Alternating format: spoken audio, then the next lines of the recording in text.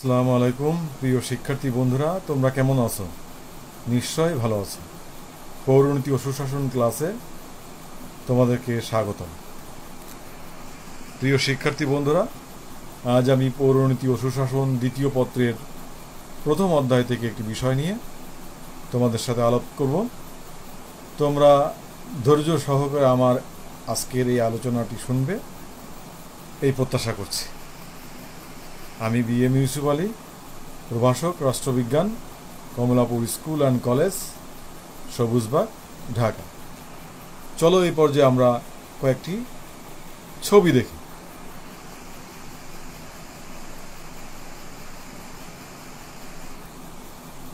ছবিটি ভালো করে লক্ষ্য করো।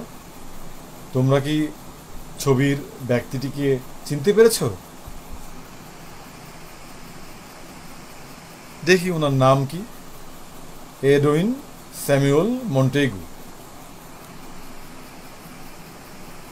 আরেকটি ছবি আমরা দেখি। দেখো, ভালো করে লক্ষ্য করো। নিশ্চয় এই ব্যক্তিটি আমাদের দেশীয় কেউ নন। ছবি দেখেই, তার চেহারা দেখেই বোঝা যাচ্ছে। দেখি উনি কে।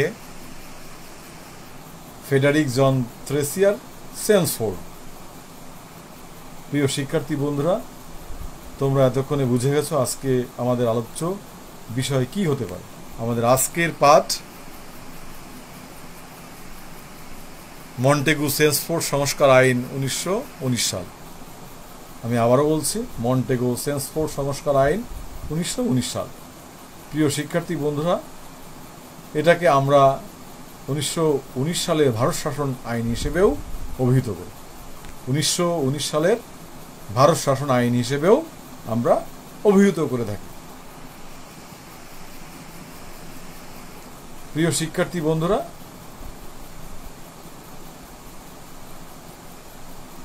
প্রথমে আমরা জানব এই আইনের পটভূমি।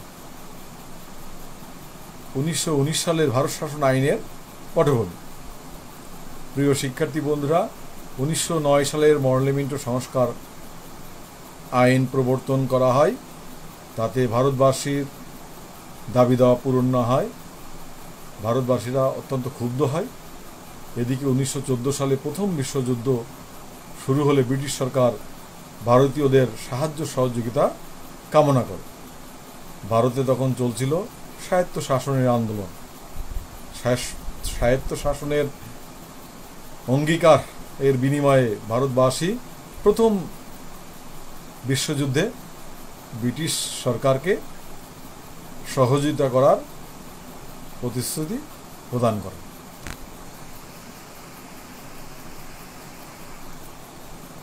এই প্রতিশ্রুতি মোতাবেক ভারত সচিব মন্টেগু ভারতবর্ষে আসেন এবং বড়লাট মিস্টার সেন্সফোর্ডের সাথে ভারতের ভবিষ্যৎ শাসনতান্ত্রিক রূপরেখা সম্পর্কে আলোচনা করেন। তাদের গৃহীত সিদ্ধান্তসমূহ ভারত শাসন আইন নামে বিল আকারে ব্রিটিশ পার্লামেন্টে পেশ করা হয়। ব্রিটিশ পার্লামেন্টে পেশ করা হলে 1919 সালে তা পাশ হয়।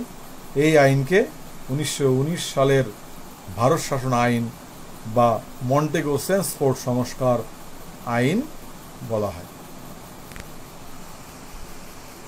এই পর্যায়ে আমরা 1919 সালের মন্টেগু সেন্সফোর্ড সংস্কার আইনের প্রধান প্রধান বৈশিষ্ট্যগুলো আলোচনা করব।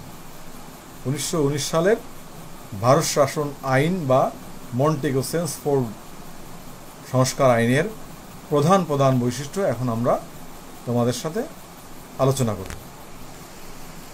এই আইনের 1 নম্বর বৈশিষ্ট্য, সংসদীয় সরকার। প্রিয় শিক্ষার্থী বন্ধুরা, 1919 সালের ভারত শাসন আইনের মাধ্যমে প্রদেশে সীমিত আকারে সংসদীয় সরকার ব্যবস্থা প্রবর্তন করা হয়।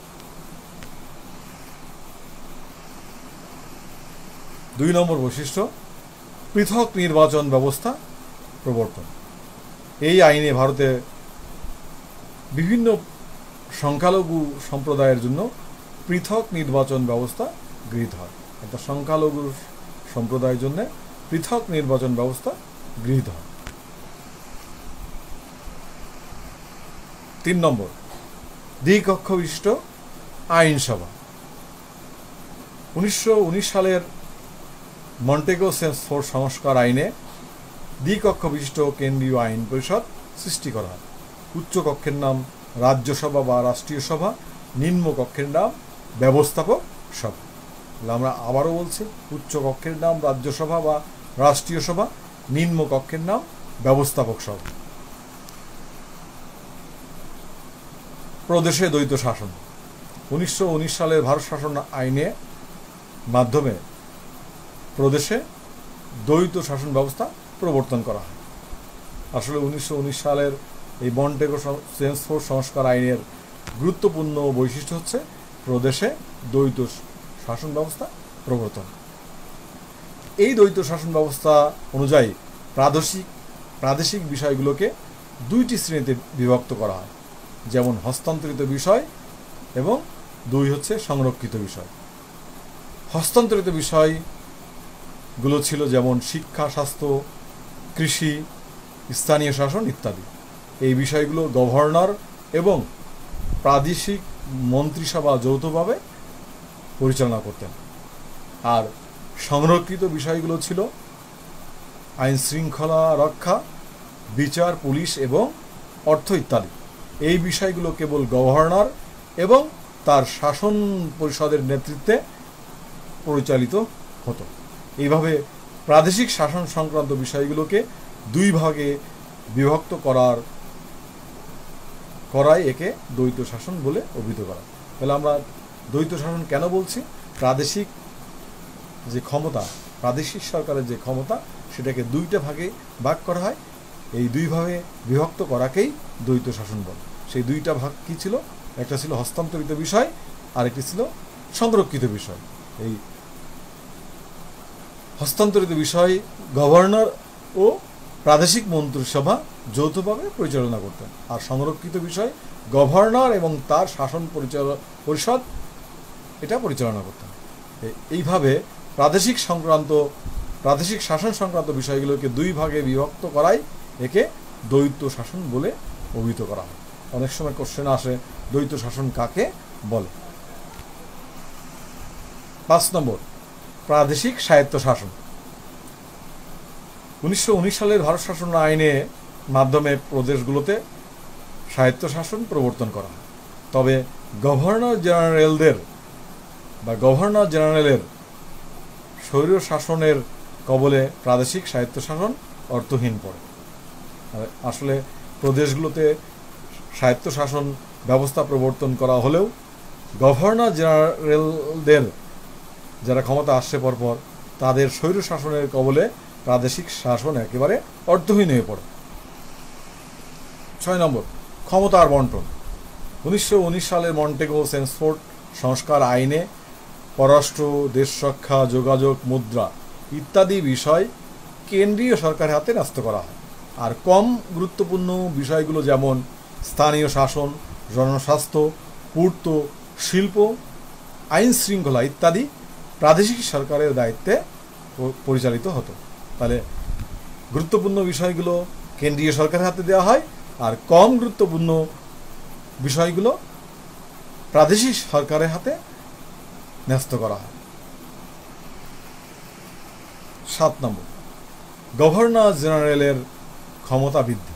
গভর্নর জেনারেল মানে ভাইসরয় বা বড় লাট নামে যাদেরকে আমরা চিনি। এই আইনের দ্বারা গভর্নর জেনারেলের ব্যাপক ক্ষমতা দেওয়া হয়। তিনি ব্যাপক ক্ষমতা ভোগ করতেন। কে? Governor general. তিনি আইনসভার কোনো আইনকে নাকচ, কোনো আইনকে জরুরি হিসাবে প্রত্যায়িত করে বিধিবদ্ধকরণের ব্যবস্থা, আইনসভা ভেঙে দেয়া এবং জরুরি অবস্থায় অধ্যাদেশ জারি করতে পারতেন। 8 নম্বর, হাই কমিশনারের পদ সৃষ্টি। এই আইনের মাধ্যমে ইংল্যান্ডে ভারতীয় হাই কমিশনার পদের সৃষ্টি করা হয়। প্রিয় শিক্ষার্থী বন্ধুরা, ভারতীয় হাই কমিশনার এর পদ সৃষ্টি করা। হাই কমিশনার কারা? যারা কমনওয়েলথভুক্ত রাষ্ট্রের দূত, তাদেরকে বলা হয় হাই কমিশনার। তো 1919 সালের ভারত শাসন আইনের মাধ্যমে ইংল্যান্ডে ভারতীয় হাই কমিশনারের পদ সৃষ্টি করা হয়। 9 নম্বর বৈশিষ্ট্য হচ্ছে যুক্তরাষ্ট্রীয় ব্যবস্থা। এই আইনের মাধ্যমে ভারতবর্ষের সর্বপ্রথম যুক্তরাষ্ট্রীয় ব্যবস্থা প্রবর্তন করা হয়। অর্থাৎ সরকারের বিষয়গুলোকে কেন্দ্রীয় এবং প্রাদেশিক এই দুই ভাগে ভাগ করা হয়। কেন্দ্রীয় বিষয়গুলোকে কেন্দ্রীয় সরকারের হাতে, আর প্রাদেশিক বিষয়গুলোকে প্রাদেশিক সরকারের হাতে ন্যস্ত করা হয়। তো এর আগে কিন্তু আমরা বলেছি কেন্দ্রীয় সরকারের হাতে বেশি গুরুত্বপূর্ণ বিষয়গুলো ন্যস্ত করা হয়, আর কম গুরুত্বপূর্ণ বিষয়গুলো প্রাদেশিক সরকারের হাতে ন্যস্ত করা হয়। 10 নম্বর বৈশিষ্ট্য, এই আইনের মাধ্যমে একজন চেয়ারম্যান। 10 নম্বর পয়েন্ট, কর্ম কমিশন গঠন। এই আইনের মাধ্যমে একজন চেয়ারম্যান এবং 5 জন সদস্য সমন্বয়ে একটি কর্ম কমিশন গঠন করা হয়। প্রিয় শিক্ষার্থী বন্ধুরা, এই ছিল 1919 সালের ভারত শাসন আইন বা মন্টেগু সেন্সফোর্ড সংস্কার আইনের প্রধান প্রধান বৈশিষ্ট্য। তো আমরা দেখি এই আইনের যে বৈশিষ্ট্যগুলো ছিল সেগুলো আসলেই কতটুকু কার্যকর হয়েছিল। বস্তুত 1919 সালের ভারতীয়দের দাবি দেওয়ার পরিপ্রেক্ষিতে যেসব বিষয় বিধিবদ্ধ করা হয়, বাস্তবে এর কোনো কার্যকারিতা লক্ষ্য করা হয়নি। তো ভারতবাসীর দাবির পরিপ্রেক্ষিতেই তৎকালীন ব্রিটিশ সরকার কিন্তু যে 1919 সালের ভারত শাসন আইন প্রণয়ন করেন এবং সেখানে ভারতবাসীর যে দাবি দাওয়া পূরণ করা হয় সেটা আসলে বাস্তবে কার্যকারিতা লক্ষ্য করা যায়নি। বরং সকল আশা আকাঙ্ক্ষা ধূলিসাৎ করে ভারত সচিব এবং গভর্নর জেনারেলের স্বৈরশাসনের পথ সুগম করা হয়। এই প্রসঙ্গে এনসি রায় তার কনস্টিটিউশনাল হিস্ট্রি অফ ইন্ডিয়া গ্রন্থে বলেন, 1919 সালের ভারত শাসন আইনকে এদেশবাসী কখনো সাদরে গ্রহণ করেনি। প্রিয় শিক্ষার্থী বন্ধুরা, এতক্ষণ আমরা 1919 সালের ভারত শাসন আইনের পটভূমি, এর বৈশিষ্ট্য এবং এর মূল্যায়ন সম্পর্কে জানলাম। এখন কিছু প্রশ্ন তোমাদের কাছে আমি জানতে চাই। এতক্ষণ যা পড়ালাম, আলোচনা করলাম, তা কতটুকু বুঝতে পেরেছ সেজন্য তোমাদের কাছে কয়েকটি প্রশ্ন জানতে চাই। 1, কত সালে মন্টেগু সেন্সফোর্ড সংস্কার আইন প্রণীত হয়? একটু সহজ একটি কোশ্চেন, তোমরা পারবে নিশ্চয়। 1919 সালে। মন্টেগু সেন্সফোর্ড সংস্কার আইনের নামকরণ করা হয় কাদের নামে? নাম দেয়া আছে, তারপরে আমরা তাদের নামটা একটু ভালো করে জেনে নিই। আমরা যখন প্রথমে দুটি ছবি দেখিয়েছিলাম সেখানে কিন্তু তাদের নাম দেখেছিলাম এবং তাদের ছবি সহ। ভারত সচিব এডউইন স্যামুয়েল মন্টেগু এবং গভর্নর জেনারেল ফ্রেডারিক জন ফ্রেসিয়ার সেন্সফোর্ডের নাম অনুসারে মন্টেগু সেন্সফোর্ড সংস্কার আইনের নামকরণ করা হয়। 3 নম্বর কোশ্চেন, দ্বৈত শাসন কাকে বলে? প্রিয় শিক্ষার্থী বন্ধুরা, বিভিন্ন পরীক্ষায় কিন্তু এই প্রশ্নটা এসে থাকে। তোমরা অবশ্যই এই কোশ্চেনের উত্তর ভালোভাবে শিখবে। তো উত্তরটা কি হতে পারে? 1919 সালের ভারত শাসন আইনের সর্বাপেক্ষা গুরুত্বপূর্ণ বৈশিষ্ট্য হচ্ছে প্রদেশে দ্বৈত শাসন ব্যবস্থা প্রবর্তন।